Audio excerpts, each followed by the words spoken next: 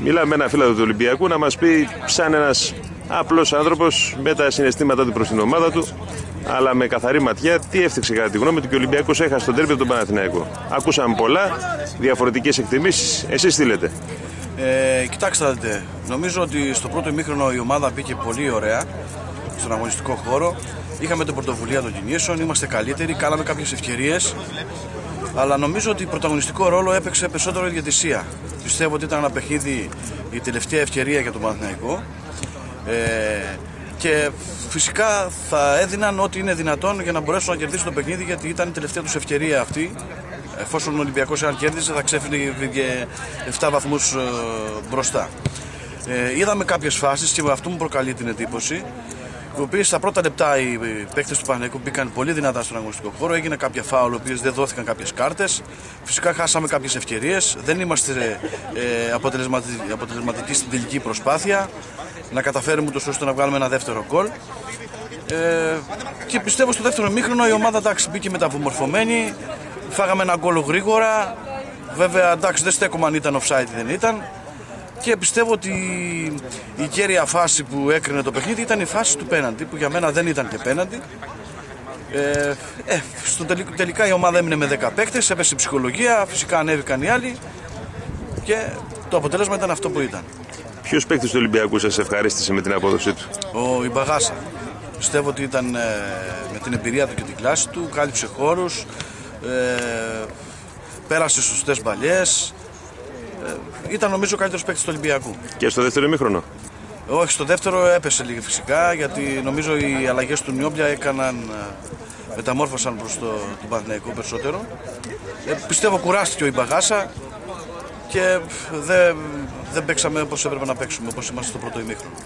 Κάνουμε ένα γκάλωπ με απλούς φιλάθλους, προσπαθώντας να καταλάβουμε τι εκείνοι πιστεύουν για το τι έφταξε και έχασε ο Ολυμπιακός. Μιλάμε βέβαια με φίλους του Ολυμπιακού που θα θέλαμε να ακούσουμε τη δική τους άποψη. Η διαιτησία ήταν το κύριο αίτιο για την ήττα ή κάποια πράγματα δεν πήγαν καλά και από την πλευρά της ομάδας του Ολυμπιακού? Πιστεύω ότι ο Ολυμπιακός, άσχετα αν είναι ή δεν είναι πέναλτι, αν έχει προηγηθεί offside του Γκαρσία, χάνει ένα παιχνίδι το οποίο θα μπορούσε να έχει κερδίσει πολύ εύκολα. Πιστεύω ότι διαχειρίστηκε λάθος το ότι προηγήθηκε 0-1 στο ημίχρονο, διαχειρίστηκε λάθος στο δεύτερο ημίχρονο το προβάδισμα που είχε. Από δύο προσωπικά λάθη πιστεύω εγώ ότι ο Παναθηναϊκός πέτυχε τα 2 γκολ. Πιστεύω ότι το παιχνίδι ήταν μαγική εικόνα και από αυτό που είδα από το χθεσινό μάτς, από το χθεσινό 90 λεπτό, είναι ότι ο Ολυμπιακός θα πάρει με σχετική ευκολία το πρωτάθλημα. Ήταν μια συμπτωματική ήττα για μένα. Αν δεν κάνω λάθος, είστε και προπονητής ποδοσφαίρου. Θα χτίζετε την ομάδα σας με το ρόστερ που έχει σήμερα ο Ολυμπιακός ή βλέπετε ότι σε κάποιες θέσεις ενδεχομένως περισσεύουν παίκτες και από άλλες λείπουν?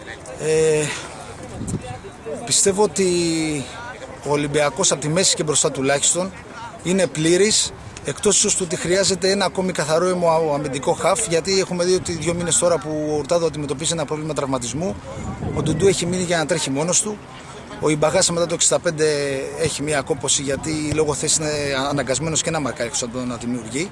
Και ο Γιάννης ο Παπαδόπουλος σε 2 παιχνίδια που έχει μπει αλλαγή δείχνει ότι δεν είναι ακόμη έτοιμος να αναλάβει αυτό το βάρος. Ίσως λοιπόν στη θέση του αμυντικού χαφ ο Ολυμπιακός να χρειάζεται μια προσθήκη.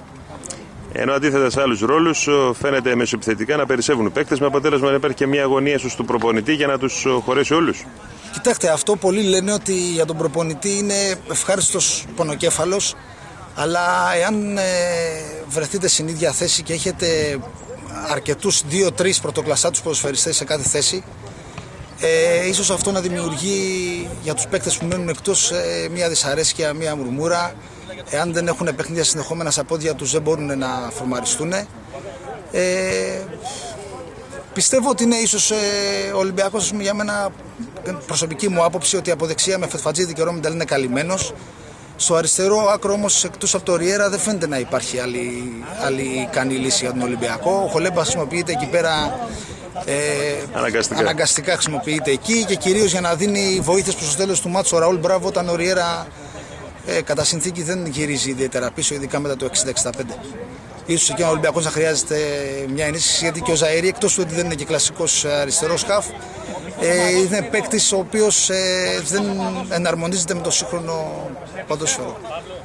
Ευχαριστούμε.